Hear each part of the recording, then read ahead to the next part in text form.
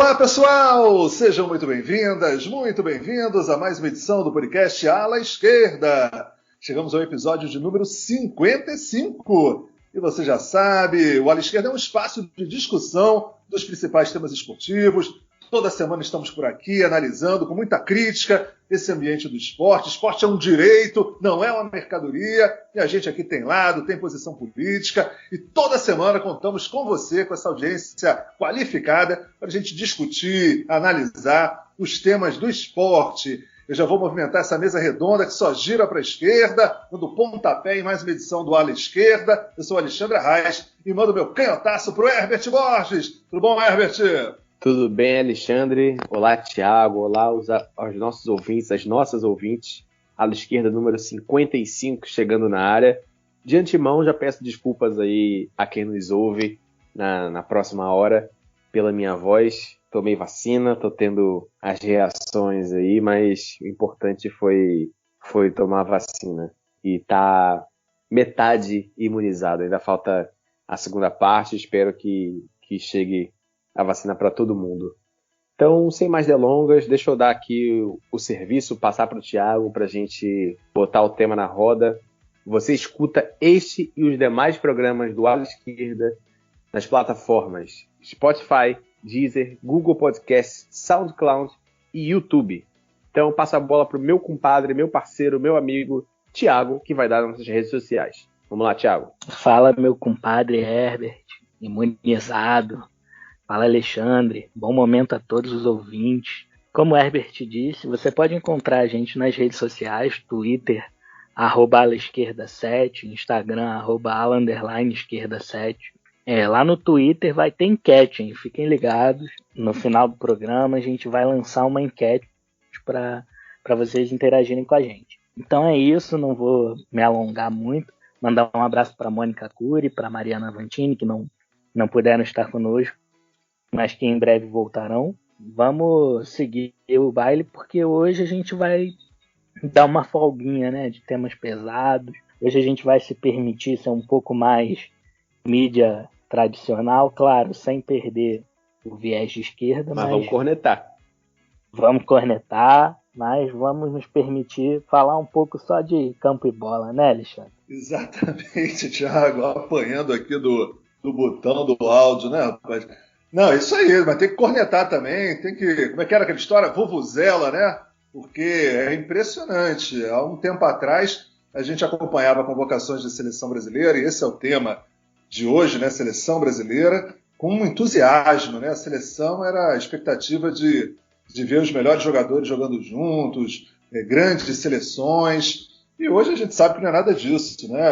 Toda vez que tem convocação de seleção brasileira, os principais equipes ficam preocupadas de terem seus jogadores afastados por mais tempo. O calendário, que é uma bagunça completa, né, no futebol brasileiro e sul-americano, permite que competições aconteçam simultaneamente. Então, quer dizer, você já sinaliza rapidamente algumas equipes com 4, 5 jogadores por um intervalo aí de vários jogos de diversas competições, e aqui no caso do Brasil, que não vai parar nada, né? Então, finais de estadual, Copa do Brasil, já começa o Campeonato Brasileiro, tudo ao mesmo tempo, Libertadores, Sul-Americana para quem está em Sul-Americana, e aí amistosos de seleção olímpica, jogos de eliminatórias de seleção principal e daqui a pouco Copa América.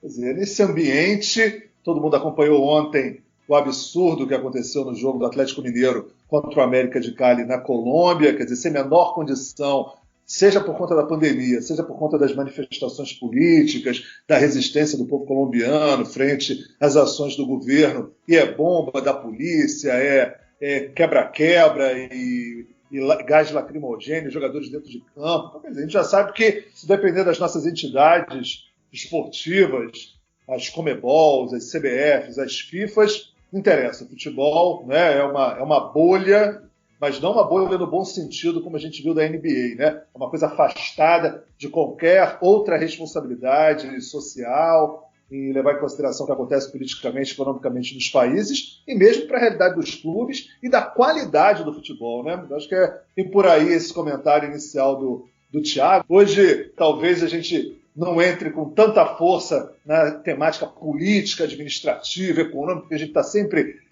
debatendo aqui no Ala Esquerda, mas vamos falar também da qualidade esportiva, né? Como é que você pode avançar esportivamente as seleções, no futebol que é apresentado nos países, se o que a gente tem é calendários horrorosos e um perfil de convocação confuso, que não dá para entender muito bem e que, na maior parte das vezes, na minha opinião, não leva em consideração as grandes carências do futebol brasileiro e permitem trabalhar isso. Quer dizer, quando a gente sabe que a Alemanha, quando foi muito mal numa Copa do Mundo, teve todo um projeto por conta da sua federação de criar campos de treinamento, olhar para as bases, fortalecer posições que estava carente, e isso acabou resultando, né, naquela fantástica seleção que ganhou a Copa do Mundo aqui no Brasil. Aqui, toda a convocação é a mesma coisa, é a carência da lateral direita, não tem armadores, enfim, todos os problemas são continuamente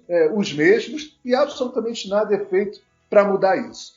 Então, vamos dar os nossos primeiros canhotaços. Eu vou lembrar para a galera aí que não está acompanhando, a gente está gravando numa sexta-feira, dia 14. Foi hoje que o Tite fez a convocação da seleção brasileira para 2 jogos das eliminatórias, que vão acontecer no dia 4 e no dia 8, contra a equipe do Equador e contra o Paraguai. E também o André Jardine, que é o técnico da seleção olímpica, fez a convocação para a seleção para 2 amistosos preparatórios para as Olimpíadas. Seleção principal convocada: goleiros Alisson do Liverpool, o Ederson do Manchester City e o Everton do Palmeiras. Laterais: direita, Daniel Alves do São Paulo e o Danilo da Juventus.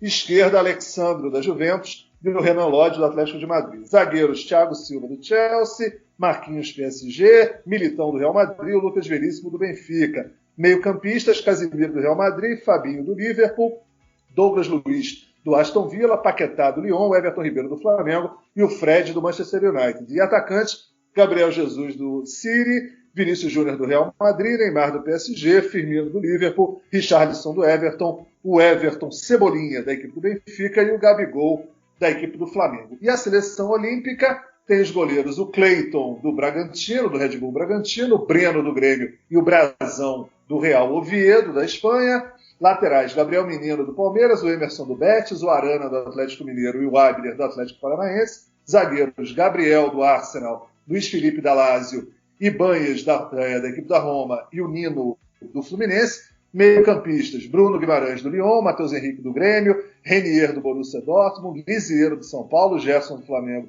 e o Claudinho da Red Bull Bragantino. E, finalmente, os atacantes: Antony do Ajax, o Malcom do Zenit, o Pedro do Flamengo, o Evanilson do Porto, Martinelli do Arsenal e o Rodrigo, o Raio, do Real Madrid.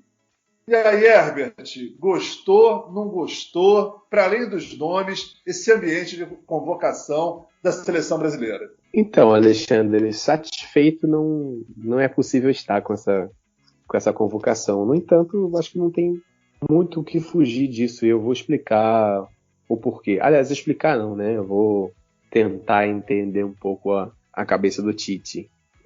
O Tite é um cara que, se havia dúvida e debates na imprensa esportiva desde os anos 90, dos anos 80, se convocação é fase ou se é panelinha, o Tite é um cara que não deixa dúvida sobre isso, né? Leia-se panelinha, jogadores de confiança do treinador.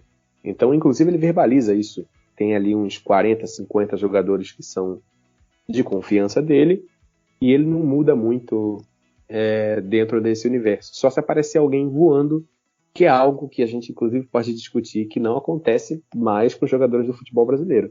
Se a gente analisar aí, não tem ninguém nessa seleção que esteja voando, que seja o craque único do seu time, assim, dos jogadores que jogam na Europa, né? Dos jogadores que jogam no Brasil, tem aí o Gabriel Barbosa, né? Tem o Everton, que é um grande goleiro, mas a gente vê nesse universo que tem um monte de jogador em má fase, principalmente os atacantes, né? O Everton, Cebolinha, o Firmino, o próprio Gabriel Jesus. Neymar não vive a melhor fase.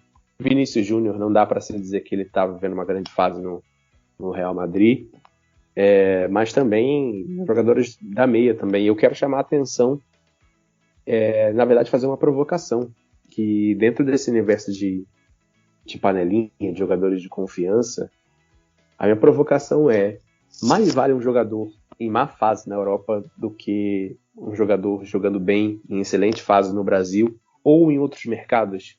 Por exemplo, não tenho acompanhado o futebol do Douglas Luiz, não posso comentar sobre o futebol dele, se é merecida essa convocação ou não, mas o fato é que esse rapaz ele só vai jogar um jogo porque ele está suspenso. Então por que o Tite não pensa, por exemplo, não pensou, por exemplo, no Diego Pituca? Diego Pituca é um cara que fez uma excelente Libertadores pelo Santos, né? Foi finalista junto com o Santos e foi para o mercado asiático, né? Foi jogar no Kashima Antlers, no Japão. Mas será que o cara ter ido jogar no Japão já o descredibiliza a estar na seleção brasileira, vendo tantos jogadores que não vivem grande fase na Europa e que estão lá justamente pela grife de estar num clube da Europa? Então quero começar com essa provocação porque não me agrada. Eu acho que a gente vive um tempo de vacas muito magras na seleção brasileira, no futebol brasileiro de maneira geral, como você falou, a questão da formação, das deficiências, das ausências que a gente tem, né, de jogadores qualificados em determinadas posições.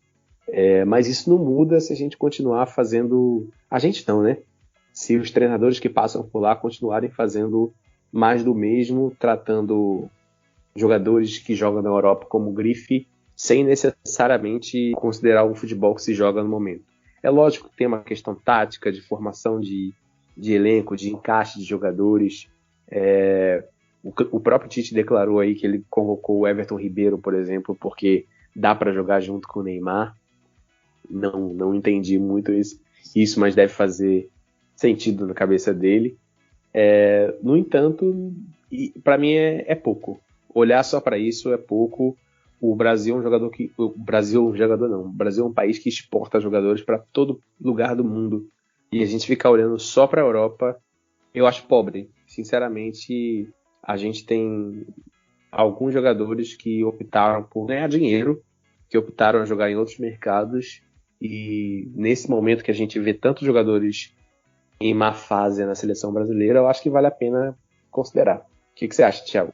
Olha, Herbert, eu concordo com você. Eu acho que existe um preconceito muito grande com outros mercados que não seja o europeu. Você fez uma bela lembrança, Diego Pituca. Não sei se... Thiago, só um instantinho. O Lucas Veríssimo e o Diego Pituca fizeram uma Libertadores irretocável pelo Santos, e o Lucas Veríssimo merecidamente está na seleção, mas ele está na seleção porque ele joga no Benfica. E o Diego Pituca não está porque ele joga no Kashima Antlers. Exatamente. E eu acho que existe muito esse preconceito com os mercados que não sejam o mercado europeu. E eu faço uma lembrança aqui de alguns jogadores que se destacam fora do mercado europeu. A gente tem o próprio Oscar, que é um dos poucos que, entre aspas, se salvou no 7-1. E só porque ele decidiu sair do Chelsea e ir para o futebol chinês, ele nunca mais teve chance na seleção brasileira, que tem uma carência enorme de jogadores armadores. A gente teve a convocação do Everton Ribeiro. Eu sou flamenguista, eu falo com propriedade que o Everton Ribeiro não está jogando nada. Ele está destoando, o time do Flamengo está bem e ele está mal. Então, se futebol é momento, o Everton Ribeiro não merecia essa convocação. Eu citei o Oscar, tem o Anderson Talisca, que também se destaca há algum tempo no meio-campo, mas também não tem oportunidades porque não joga na Europa. Eu concordo muito com isso que você falou, Herbert. Mas eu também vou tentar entender aqui. Eu sei que não é exatamente o caso, mas pode ser que o Tite alegue isso, porque as Olimpíadas estão aí. A gente já falou sobre a Olimpíada, a gente acha um absurdo, né, que vá acontecer essas Olimpíadas no meio da pandemia, mas os Jogos Olímpicos estão aí e talvez a CBF esteja priorizando essa disputa que já é iminente. Talvez por isso o trio de meio campo da seleção olímpica, eu não sei se vocês vão discordar de mim, mas para mim, na minha opinião, é muito claro que o trio de meio campo da seleção olímpica é melhor do que o trio da seleção principal. fazendo uma projeção do que devem ser os times titulares, eu fiquei impressionado com a diferença dos trios de meio campo. Na seleção principal, o meio campo, quando o Douglas Luiz puder jogar, que ele está convocado só para uma partida, porque na outra ele está suspenso, o meio campo titular deve ser Casimiro, Douglas Luiz e Everton Ribeiro. Na seleção olímpica, eu acredito que o Jardine vai escalar Bruno Guimarães, Gerson e Claudinho. Aí eu não sei vocês. O meio campo da seleção olímpica está bem melhor. Então talvez pensando nos Jogos Olímpicos já iminentes, né, já a ponto de acontecer, tenha tido essa diferença. Mas não dá para usar esse argumento também, porque o Gerson não teve oportunidade na seleção principal. O Claudinho ainda não teve oportunidade na seleção principal. A gente tem o Matheus Henrique do Grêmio, que vem jogando muito bem, mas está na seleção olímpica também. Poderia estar na seleção principal, na minha opinião, tem mais futebol que o Douglas Luiz. São nomes que poderiam sim estar na seleção principal e que vem jogando melhor. O próprio Guilherme Arana, lateral esquerdo do Atlético Mineiro, fez um campeonato brasileiro excelente e continua jogando muito, mas também ainda não teve chance na seleção principal. Então eu concordo, Herbert. Assim, e a questão da panelinha, desde que o Filipão ganhou a Copa em 2002, com aquela história da família escolar, esse discurso de jogador de confiança, de que tem que ter uma base e mudar pouco, tem sido muito bem aceito. Desde aquela época até hoje, é muito bem aceito. Existe uma crença quase que generalizada de que não se pode mudar muito para o time pegar entrosamento. Mas assim, hoje em dia as seleções, de forma geral, principalmente as seleções sul-americanas, as seleções não europeias, não tem tempo para ter entrosamento de qualquer forma. Pode ser a mesma convocação em todas as vezes, mas é muito pouco tempo para entrosar. Convoca, joga ali 2 jogos, acabou. Então, esse discurso, para mim, não cola. Para mim, futebol tem que ser quem está jogando melhor, quem tem condições de entregar um desempenho melhor, quem tem condições de decidir as partidas, quem tem condições de criar alternativas para um jogo difícil, para um jogo complicado, enfim. Concorda comigo, Alexandre? Acho que futebol tem que ser mais momento mesmo. Tiago, a minha visão hoje sobre as seleções é que não há a menor possibilidade de uma seleção atualmente jogar tão bem quanto um clube de ponta. Por conta disso, elas se encontram raramente, os jogadores não têm condição de ter entrosamento, a seleção brasileira, o último compromisso foi em novembro do ano passado, quer dizer, 7 meses depois, você não tem nenhuma continuidade do trabalho, é tudo muito complicado. Então, assim, eu estou cada vez mais convencido de que para a seleção, eu acho que você tem que levar jogadores que decidam, são jogadores que individualmente têm capacidade de decisão. Por isso que eu, por exemplo, não convocaria jogadores como Firmino, como Gabriel Jesus, que para mim são jogadores táticos. O Firmino teve grandes temporadas no Liverpool, mas o Firmino é um jogador tático, ele precisa ter uma formação de jogo em que ele sai daquela função de centroavante, ele vem para o meio, aí ele faz ali um 10, aí ele cai para um lado, ele abre espaço. Aquele time tem que estar muito bem montado, muito bem entrosado. Ele é um jogador inteligente, com capacidade de deslocamento, mas com pouco tempo para treinar e para preparar essa equipe.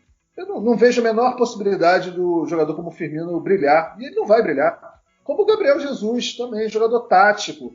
Não é um jogador, para mim, que pega uma bola e num jogo decisivo vai fazer uma jogada e vai decidir. Então eu vi hoje muita polêmica sobre mas o Gabigol não deu certo quando foi para a Europa, e o Firmino e o Gabriel Jesus já se provaram. Olha, eu hoje não tinha a menor dúvida, se tem que escalar uma seleção, o Gabigol, para mim, está na frente de todos esses caras, porque não vai ter treinamento, e eu vou precisar de um cara que seja capaz de, numa jogada, num lance, numa possibilidade ali fazer. Eu tendo a achar que a gente vai ter os melhores momentos táticos e coletivos sempre nos clubes e na seleção mais brilhos individuais, situações individuais. E aí, no caso da seleção brasileira, eu concordo totalmente com você que o Everton Ribeiro vive um dos seus piores momentos no Flamengo, mas é isso que me chama a atenção, eu comentei na minha primeira fala. Não é possível que as pessoas da CBF não estejam vendo que nós não temos mais armadores no futebol brasileiro. E a gente precisa fazer alguma coisa para isso mudar. Né? A gente estava aqui em off antes da gravação conversando, né, Thiago? Quem são os bons armadores do futebol brasileiro? É um uruguaio no Flamengo, que é o Arrascaeta, é o Nacho Fernandes no Atlético Mineiro, arrebentando, o ex-jogador do River Plate. Quer dizer, o São Paulo foi trazer o Benítez, ex-Vasco da Gama, para o seu meio de campo, para ter um cara mais articulador, porque o que tinha antes, né, nem o Igor Gomes, nem o Gabriel Sara são exatamente esses caras, esses camisas 10. Então, assim, é muito complicado que não se veja que precisa fazer alguma coisa de trabalho, de base, para poder ter esse tipo ter novamente esse tipo de jogador. Convocar Daniel Alves e Danilo para a lateral direita, não é possível que não acenda 1000 sinais vermelhos na CBF de que tem alguma coisa muito errada. Não com a convocação do Tite, que o Daniel Alves e o Danilo são os melhores laterais direitos que a gente tem. Até porque se você for olhar a lista da Olímpica, o Gabriel Menino, ele não é um lateral direito, né? Um jogador de meio de campo que jogou de lateral direito por ali. Mas já é um improviso. A gente não tem jogadores nessa função. E o único jogador que apareceu nessa função, que se destacou daquela seleção brasileira sub-17, que é o Ian Couto, que era um jogador do Curitiba, que já foi vendido para fora do Brasil, não apareceu na equipe olímpica. Então, eu não sei também, né, como é que está esse tipo de trabalho, né, de pegar, já pensar no sub-17 para o sub-20. Eu, na verdade, vejo com muita falta de critério e firmeza, na verdade, esse trabalho olímpico do Brasil. A sensação que dá é que o André Jardine é um técnico que, desde aquela demissão no São Paulo, ficou um técnico a se provar o tempo todo e ele está mais preocupado em ganhar uma medalha do que fazer um trabalho realmente de renovação da base do Brasil, que era o que ele deveria estar fazendo. Era cuidando ali, sub-17, a passagem para o sub-20, que são jogadores que estão se destacando, alguns vão ser aproveitados no Olímpico, os outros vão ser aproveitados na seleção principal. Né? Não era um trabalho pensando em resultado de premiação, de primeiro lugar, de medalha. Era um trabalho na revelação de jogadores e suprir carências de posições. Não vejo de jeito nenhum o Jardine com características, condições e momento na carreira para fazer isso. Ao contrário, vejo um cara ali agarrado para tentar levar o que ele puder de melhor para tentar ganhar uma medalha olímpica e continuar ali dentro desse ambiente de técnicos com possibilidade de ir para um clube e tudo mais. Né? Concordo com o que o Thiago está falando, que eu, olhando a seleção olímpica, me empolga mais ver essa seleção jogando, né? Sinceramente, ver o Arana, ver os próprios zagueiros, né? O Gabriel, que joga no Arsenal, o Ibanez no Roma, são bons zagueiros, e esse meio de campo, eu só acho, Thiago, que eu acho que o Matheus Henrique vai ser titular nesse meio de campo também. Estou tendo a achar que ele vai jogar com o Bruno Guimarães, Matheus Henrique, que já jogam juntos desde o sub-18, sub-20, e o Gerson, e aí vai botar um trio aí na frente, talvez com o Rodrigo, o Pedro e o Claudinho com mais liberdade. Não acho que o Claudinho vai ser esse terceiro cara do meio de campo, ele vai ser um cara ali um meio atacante, mais ou menos o que o Neymar faz na seleção brasileira, joga em qualquer posição do meio para frente. Então eu também vejo isso, mas me empolga mais, assim, tenho mais expectativa com isso. Né? Mas apesar do que reconheço que dos campeonatos europeus o que eu menos acompanho é o francês, e então tenho poucas condições de dizer se o Paquetá está jogando essa bola que mereça a convocação para a seleção principal, mas posso dizer que o Bruno Guimarães hoje é reserva do Lyon. Né? Ele não é titular na equipe do Lyon, o que me surpreende, porque quando ele foi para a França ele chegou a ser um dos grandes nomes e agora ele está no banco de reservas do Lyon. E aí, só para encerrar mais essa rodada, o Douglas Luiz é um jogador de marcação, eficiente, mas também é um jogador tático, de esquema, não é um jogador nunca que vai brilhar numa jogada de meio de campo. Então também não entendo essa convocação do Douglas Luiz com essa frequência, ainda mais agora em 2 jogos em que um ele não vai poder jogar, com sentido. Né? Valorizo a convocação do Fred, porque eu acho que o Fred é um jogador com outras características, é bom de marcação, tem velocidade, puxa contra-ataque, mete bola, faz lançamento. O Fred só não faz gol, mas o Douglas Luiz também não faz.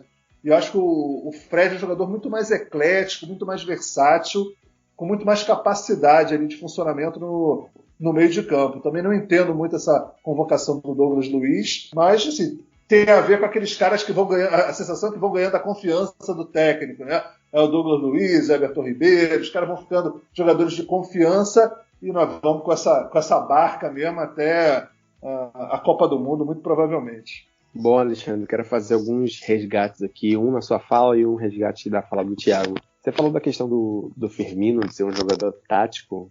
Eu vou ampliar, vou botar uma lupa sobre essa convocação. Isso que você chamou a atenção, para mim, é fundamental. A gente não tem jogadores que sejam decisivos nessa seleção brasileira. Isso é uma questão de safra, uma questão de geração, mas vamos olhar para essa convocação. Assim, quem você acha que é capaz de decidir uma partida, tirando os goleiros, né? De decidir uma partida, jogo grande? Eu olho ali Daniel Alves, Marquinhos, Casemiro, talvez ali o Everton Cebolinha, já decidiu alguns jogos grandes, tem personalidade, Neymar e o próprio Gabriel, né? Gabriel Barbosa, o Gabigol. Então, esses são os jogadores, para mim, que têm o perfil de jogo grande. E aí a gente esbarra numa questão que, para mim, é fundamental e que, mais uma vez, eu chamo a atenção. Jogar na Europa, principalmente em clubes ali de um segundo nível, ou às vezes até sendo um clube de primeiro nível, mas que o jogador não é tão importante. Ele não é o cara daquele time, ele não é a estrela daquele time. Não quer dizer que isso gabarita aquele jogador para a seleção brasileira. Então, como que o Tite, na minha opinião, deveria fazer para preparar esses jogadores? É insistir com a CBF para criar-se uma resposta à panelinha que os europeus estão fazendo. Eles criaram lá a Nations League, né? Mas, por exemplo, o Brasil, a CBF, poderia usar uma tática de usar o patrocinador. Tem outras seleções europeias que têm o mesmo patrocinador da seleção brasileira, a Nike, né? Tem a seleção de Portugal, a seleção da Holanda, a seleção da França, Croácia, Inglaterra, todos esses, a Noruega, Finlândia, Eslovênia, enfim, são todas seleções patrocinadas pela Nike, como maneira de preparar seus jogadores. A gente tem jogadores aí que eles jogam na Europa, mas não significa que eles são importantes ou os caras decisivos dos times deles e que eles decidem jogos grandes, né? Então a maneira de preparar é levar essa seleção para jogar contra as seleções mais fortes. A gente tem Portugal, Holanda, França, Croácia, Inglaterra, que são patrocinados pela Nike, porque para mim não faz sentido nenhum ir jogar com a Argentina em Londres e jogar com a Colômbia em Londres. Não faz sentido nenhum fazer uma viagem grande para jogar contra o sul-americano, que a gente já vai jogar nas eliminatórias, que é o caso agora que o Brasil joga contra Paraguai e Equador. A forma de se melhorar esses jogadores, de testar, de se colocar à prova a capacidade de decisão desses jogadores, é jogando contra as seleções europeias. E aqui não tem nada de viralatismo. Aqui é uma questão pura e simplesmente de histórico. Nas últimas 4 Copas do Mundo, a gente teve 4 campeões europeus, inclusive apenas um sul-americano chegando à final, que foi a Argentina, em 2014. Mas as outras 3 finais foram finais europeias, gente.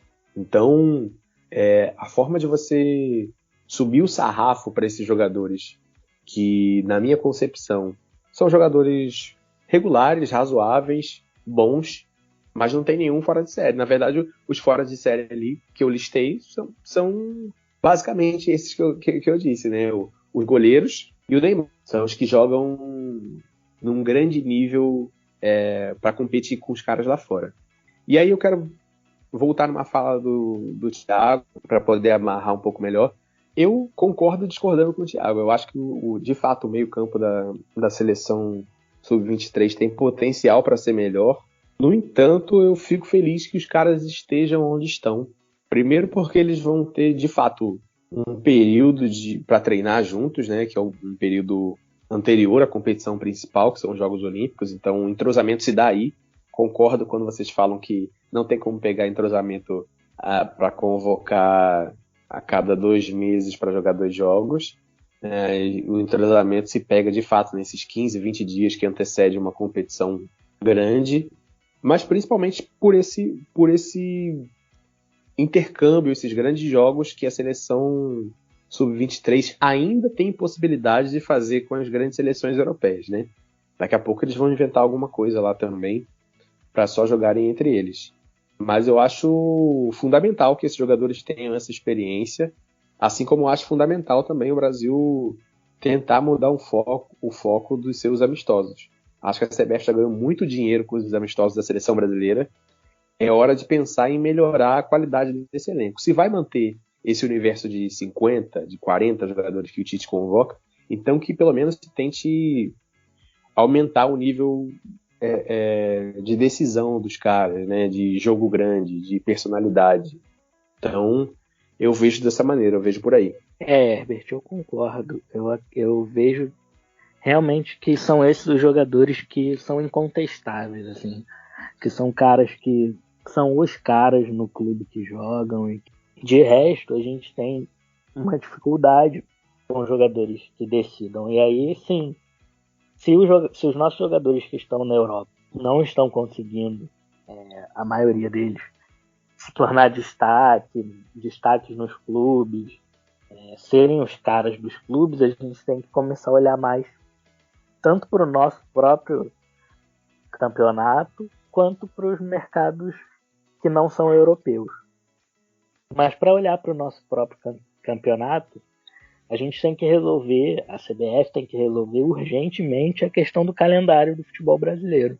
Sempre tem um papo antes das convocações, porque o Tite vai levar 3 jogadores do Flamengo, 4 jogadores do Flamengo, vai prejudicar, vai levar 2 do Atlético Mineiro, vai levar 2 do São Paulo, vai levar 2 do Inter, enfim. Os próprios clubes e os próprios torcedores dos clubes às vezes não querem mais que os jogadores de seus clubes sejam convocados para não prejudicar seus clubes nas competições nacionais. Então é urgente que a CBF resolva a questão do calendário. É um absurdo que não se pare as competições quando tem data FIFA. Isso é o mínimo. Que aí a gente pode contar sempre com quem está jogando melhor, não importa se está jogando aqui ou na Europa.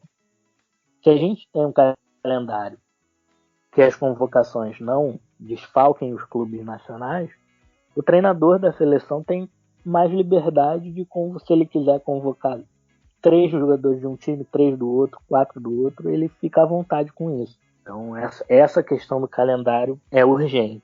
E nós temos que olhar também, acredito que assim, esse trabalho até melhorou um pouquinho, mas ainda está longe do ideal, olhar para a base, olhar as características dos jogadores que a gente está formando. Durante muito tempo, a nossa base, nos últimos 20 anos, talvez, tem priorizado características físicas em detrimento da qualidade técnica, né? Então, muitos jogadores que poderiam, muitos jovens que poderiam se tornar grandes jogadores, são tolhidos na base porque não têm um preparo físico bom, em detrimento de jogadores que são mais fortes, são mais altos, enfim. E o Brasil sempre se sobressaiu pela qualidade individual dos jogadores. A gente fala da seleção de 70, a própria seleção de 82, as seleções que ganharam o título mundial. É claro que os técnicos tiveram seus méritos, mas a qualidade individual dos jogadores é que sobressaiu. E a gente parou de formar grandes craques, porque a gente está priorizando a parte física, a parte tática, que é importante, mas está deixando de lado um pouco a formação de jogadores com qualidade técnica. E aí também eu vejo um pouco da elitização do futebol. Como o nosso futebol, o futebol brasileiro, está tentando se elitizar de uma forma que acaba afastando não só o público, não só o torcedor do estádio, acaba afastando o povo o moleque mais humilde dá chance dele se tornar profissional. Hoje em dia é cada vez menor a quantidade de garotos que vem de origem muito mais humilde mesmo. Sempre já tem um empresário ali para bancar a carreira, sempre já o garoto já vem de uma família com uma condição melhor. E às vezes se perde a oportunidade de descobrir grandes talentos nas comunidades, porque você tem que pagar para jogar na base. Eu já soube de alguns casos em clubes que nem eram clubes grandes, mas que o jovem tem que pagar para poder jogar, porque se não pagar não tem espaço, não tem oportunidade. O pai não molhar a mão ali do dirigente, o jovem não tem uma oportunidade. Então essa elitização do futebol está afetando não só o público, mas está afetando a qualidade do jogo, principalmente aqui no Brasil. Se você for hoje em qualquer comunidade, vai na Rocinha, vai no Alemão, vê os moleques jogando bola no campo, você vai achar ali 2 ou 3 pelo menos, e podem ir para um clube e podem se tornar grandes jogadores. Mas as comunidades estão cada vez mais sendo invisibilizadas. As pessoas pobres estão cada vez mais perdendo espaço no futebol, de forma geral. E aí isso afeta a qualidade. E por isso, cada vez a gente tem menos craques, menos jogadores diferenciados, habilidosos, inteligentes, que possam decidir um jogo. Ô, Thiago, só antes de você passar para o Alexandre, um dia a gente vai ter que tirar para falar só sobre essa questão de base, de formação, né, cara? Mas quando você estava falando aí, eu penso mais em mercantilização, irmão. Se a gente olhar aí a seleção sub-23, a gente tem 12 jogadores que já jogam em clubes europeus. E não tem como a gente não pensar que esses jogadores já foram formados para serem vendidos. 23 anos a gente está falando praticamente de um veterano. Hoje em dia a gente considera veterano, porque os jogadores estão saindo com 16, 17, às vezes até quando crianças, né? 13, 14. E para mim, a minha fala, acho que a gente está perdendo a nossa identidade de futebol brasileiro por conta de uma questão que é muito sensível, assim. Às vezes, evolução e progresso, ou melhor, a evolução não necessariamente significa que ela é um progresso, né? Às vezes é apenas um processo, apenas uma passagem de tempo. E aqui no Brasil, a gente sempre teve pelo menos 5 terrenos onde se joga bola, né? A rua, a várzea, a areia da praia, a quadra e o campo. Quem joga bola em campo sempre foi quem teve mais condições ou quem já estava aspirando a ser profissional. Mas com certeza a maioria dos jogadores passaram pelo menos por um desses lugares, né? O campo, a quadra, a rua, a praia, a várzea. E isso forma características diferentes, sempre formou características diferentes nos nossos jogadores. Hoje em dia, você pode observar o que eu estou falando. Na base de qualquer clube, você tem diversos jogadores que já foram direto para o campo.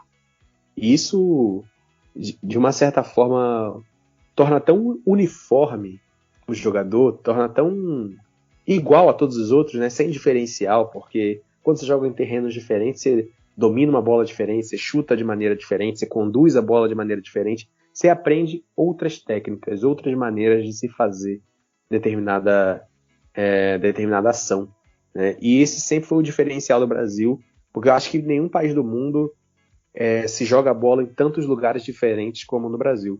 E a gente não incorporou isso no processo.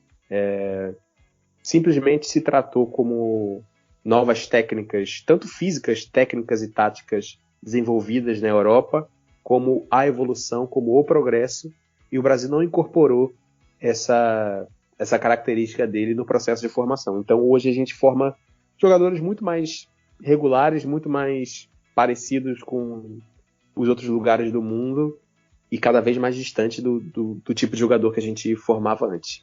Mas é isso, furei a fila aí. Vou passar para o Alexandre fazer o comentário final e a gente começar a despedida. Então, Herbert, muito bem colocado. Eu concordo totalmente com o que você e o Thiago abordaram. Eu até incluiria um outro elemento que eu acho que, quando a gente for fazer essa conversa, a gente tem que fazer durante esse ano, de 2021, vários alas esquerdas que tratem sobre esse tema. O fato do esporte educacional profundamente esvaziado, sem recursos, sem política, sem estratégia, sem plano, sem absolutamente nada.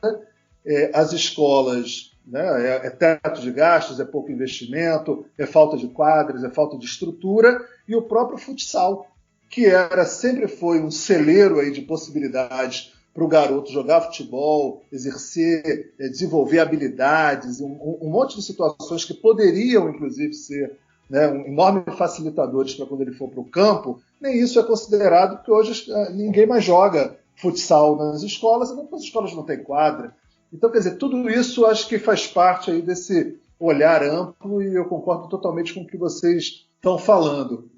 Queria colocar um elemento que não tem exatamente a ver com essa dimensão mais social, política, econômica, que tem a ver mesmo com o olhar da gestão por parte da CBF e por parte dos órgãos, né, que são responsáveis pelo futebol no Brasil, para as categorias de base. Porque tudo isso que vocês falaram é a mais absoluta verdade. Agora, eu peguei aqui, por curiosidade, a seleção brasileira, que há 2 anos atrás foi campeã do mundo sub-17. Aí eu fui olhar quais jogadores desses estão numa seleção olímpica ou estão com mínimo de visibilidade em algum clube. Olha, sinceramente, é chocante. Tem 2 jogadores só. 2 jogadores. Então, quer dizer, uma geração com 20 e tantos meninos de 17 anos, alguns já com 18, né? Porque podia completar 18 anos no ano em que a competição estava acontecendo. É isso, goleiros Christian, Marcelo Pitaluga, Matheus Donelli, ninguém sabe quem são. Laterais, Gustavo Garcia, Patrick e o Ian Couto, que eu citei aí, que há pouco tempo já foi vendido para o futebol do exterior e está sumido. Zagueiros, Gabriel Noga, do Flamengo, aí, que é o 5º, 6º zagueiro do Flamengo. Henri, Luan Patrick e Renan. O Renan agora está tendo chance no Palmeiras, né, de vez em quando. Meio-campistas, Daniel Cabral, Diego Rosa, João Pego, Matheus Araújo, Pedro Lucas, Sandro e Thales Costa. Não tem um desses jogadores de meio de campo que estejam hoje numa seleção olímpica, com visibilidade nos seus clubes. Nada, absolutamente nada. E os atacantes, aí sim, 2. O Gabriel Veron, no Palmeiras, mas que está sempre machucado, aí, com problemas. E o Caio Jorge, no Santos, que ainda está no Santos, mas já está para ser vendido. O outro é o Lázaro, que fazia gol em todo jogo daquela seleção, né, entrando no segundo tempo, e que o Flamengo já está negociando, ele provavelmente não vai ficar. E o Thales Magno, que no Vasco também acabou ficando aí numa situação, né, quase queimado. Vamos ver aí o que acontece aí com a carreira do Thales Magno. Então, assim, impressionante como não há uma continuidade nesses trabalhos, esses garotos não são, sabe, trabalhados, não tem uma sequência, né? O que acontece posteriormente, como é que se monitora, como é que esse garoto tem tanto talento com 17, 18 anos e 2 anos depois ninguém mais fala de nenhum deles. Esse é um problema de gestão da CBF que é, sinceramente, muito sério e muito complicado, e que, colocando todas essas outras dimensões que vocês falaram, eu acho que só realmente quase que inviabiliza aí a gente pensar numa melhoria real do futebol brasileiro. 2 comentários finais aí, fogem um pouco do campo e bola, mas eu acho importante sinalizar. Primeiro, na entrevista coletiva do Jardine, na convocação da seleção olímpica, perguntaram do Gerson para ele. E aí ele disse, não, mas eu vejo que o Gerson amadureceu, ele está agora com uma outra pessoa para jogar. Quer dizer, amadureceu o quê? Quer dizer, o discurso oficial da CBF ainda é de que o Gerson errou, porque depois de uma maratona absurda de jogos e com a final, né, do Mundial de Clubes pelo Flamengo, quando ele foi convocado para uma seleção olímpica, ele falou, olha, não tive férias ainda, preciso de um dia para descansar, e pediu dispensa.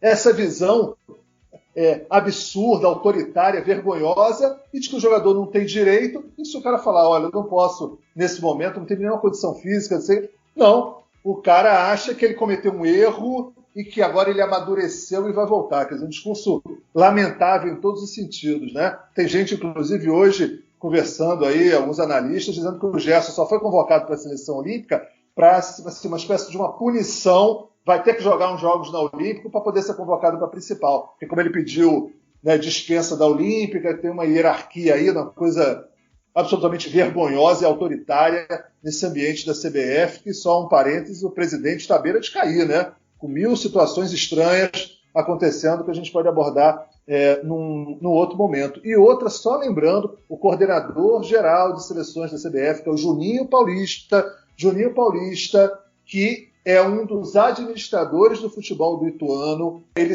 deixou de ser sócio da empresa, virou usufrutuário da empresa, mas na prática é ele que continua controlando o futebol do Ituano. Só lembrando, quando o Edu Gaspar deixou de ser o coordenador de seleções e foi para o Arsenal, o Juninho saiu do Ituano e foi para as seleções, e no mesmo momento o Gabriel Martinelli foi contratado do Ituano para o Arsenal. Isso gerou muito dinheiro para o Ituano, e o Gabriel Martinelli, que é reservaço do Arsenal, que joga de vez em quando e que é um atacante razoável, mas também não tem nada de especial, continua sendo convocado. Lembrando que qualquer negociação desse jogador tem que pagar para o clube formador, e ainda há interesses éticos duvidosos nessas convocações, né? Então, infelizmente, tudo isso faz esse balaio aí de problemas relacionados à convocação. E aí, minha última observação mesmo, para o encerramento, e aí é uma provocação, na verdade, é uma sacanagem fazer a provocação no finalzinho do programa, né? Mas eu vou fazer, é que todo mundo fala assim, mas queria ver o Gabigol e Pedro juntos no Flamengo, não sei o que, papá. Assim, eu acho que eles não têm a menor condição de jogar juntos no Flamengo. Eles não vão jogar juntos no Flamengo. Porque, para jogar juntos no Flamengo, algum deles ia ter que ceder tanto do ponto de vista tático, ia ter que adquirir uma dinâmica de jogo diferente do que eles têm hoje, são jogadores definidores, que eu não consigo ver em competições longas. Você está num clube, você vai jogar a competição de um ano inteiro, que é o Campeonato Brasileiro, um ano inteiro, que é a Libertadores. Isso exigiria muito foco e entrega para esses jogadores durante um período muito longo. Mas em seleção numa Copa do Mundo, que são 7 jogos, é uma preparação ali de um mês para uma competição de fôlego curto, eu acho que pode haver algum tipo de entrega a mais do jogador para uma situação dessa. Então, só uma ideia aí meio maluca, a possibilidade do Gabriel e do Pedro jogarem juntos na seleção principal, junto com o Neymar no ataque, com mais possibilidades até do que jogarem juntos no Flamengo. Eu, sinceramente, acho o Pedro um jogador que não é para estar em seleção olímpica, muito mais decisivo do que se você somar Firmino, Gabriel Jesus, Richarlison, todos juntos, o Vinícius Júnior, qualquer um desses jogadores, mesmo que tenha um talento, capacidade, não sei o quê, eu acho o Pedro um jogador muito mais decisivo e fazendo um tipo de função que a gente quase não tem na seleção brasileira. Então, jogo aqui no ar, Gabriel Barbosa e Pedro juntos no Flamengo, acho quase impossível pela longevidade das competições. Mas numa competição de fôlego curto, é tipo seleção de 70, que o Tostão topou jogar fora de posição, Piazza jogou fora de posição, Clodoaldo fora de posição, Rivelino fora de posição. Todo mundo se adaptou para um momento muito curto que gerou uma seleção sensacional. Acho que isso eventualmente pode acontecer numa seleção brasileira, mas no clube eu sinceramente não acredito. E com essa fala aí altamente polêmica e provocadora, vou encerrando minha participação nesse ala esquerdo e mando a bola aí para você, Herbert. Polêmica, provocadora e clubista, né? O clubismo tá on. Chegou a rolar até uma comparação com a seleção brasileira de 70. Que isso, rapaz, que isso. Olha só, eu quero falar essa questão do Gerson rapidamente, pra gente encerrar logo. Eu creio que uma mentalidade que faz muito mal ao futebol, não só a seleção brasileira, para ser honesto, não só na CBF, é essa questão de que o jogador tem que sofrer, né? Você tem que sofrer muito para lá na frente você colher os louros, né? Você colher as coisas boas. Não necessariamente precisa ser assim, cara. É uma mentalidade, inclusive, até meio militarizada, que é presente na CBF, presente nos clubes. Inclusive, isso explica por que muitos desses jogadores não saem da convocação do Tite, né? Olha quanto tempo que o Fernandinho demorou para sair da convocação, o William demorou para sair. Então sempre teve essa mentalidade, não, eles já comeram o pão que o diabo amassou, mereceram estar aqui e não vão sair facilmente daqui. Então demonstra essa mentalidade, e agora essa punição ao Gerson de ter que jogar na seleção de baixo para ser merecedor de estar na seleção de cima. Essa mentalidade explica muito isso, e para mim é totalmente absurda. Quero encerrar minha participação com um recado final. A gente está gravando dia 14, sexta-feira, mas no domingo, dia 16, se eu não me engano, às 10 da manhã, tem final da Champions feminina, Chelsea e Barcelona, final inédita. ESPN transmite, não deveria fazer propaganda da ESPN, porque nas semifinais da competição, a ESPN colocou lá num dos canais da ESPN que não fica disponível para o pacote, nem o básico, nem o mediano, né? Só o pacote mais caro lá da Oi TV, da Sky TV, enfim, das operadoras. E aí o que acontece? Num canal, a ESPN estava passando Copa da Liga Argentina, alguma coisa do tipo, e no outro estava e fase de grupos, inclusive, e no outro estava passando Crystal Palace e Brighton, do campeonato inglês. Então, acho que agora a ESPN vai acertar aí, vai pelo menos transmitir para que mais gente possa ver nos canais básicos da emissora.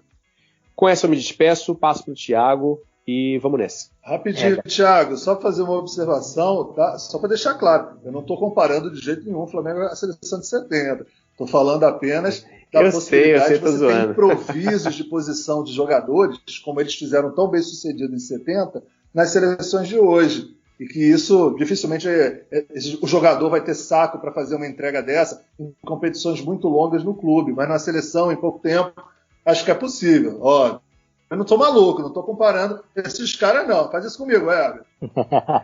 A gente entendeu.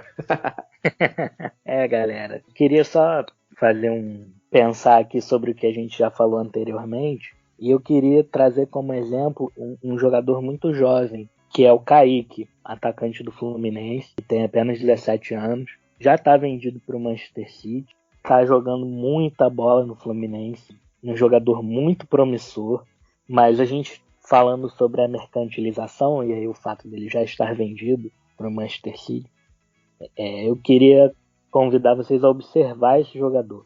Agora, observar quando ele for para o Manchester City. Provavelmente ele não vai ter oportunidade no Manchester City assim de cara, então ele pode ser emprestado para times menores. Talvez o rendimento dele caia, talvez ele fique desmotivado, talvez não, talvez ele arrebente, né?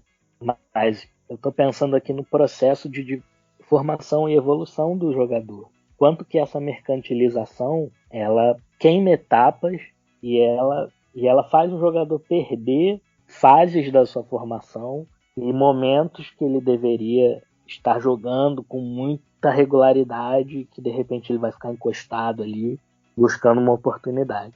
Só queria deixar essa provocação, esse convite à observação, a gente usar o Kaique como objeto de estudo. E é isso. Temos um programa, foi muito bom conversar com vocês, como se a gente estivesse numa mesa redonda. Faltou a Mônica aqui, faltou a Mari, mas a nossa mesa redonda só gira para a esquerda. Então, mesmo num tema campo e bola, a gente conseguiu trazer questões interessantes aqui, com muita reflexão e sempre do lado certo da história. Valeu, galera. Até a próxima. Oi, Thiago.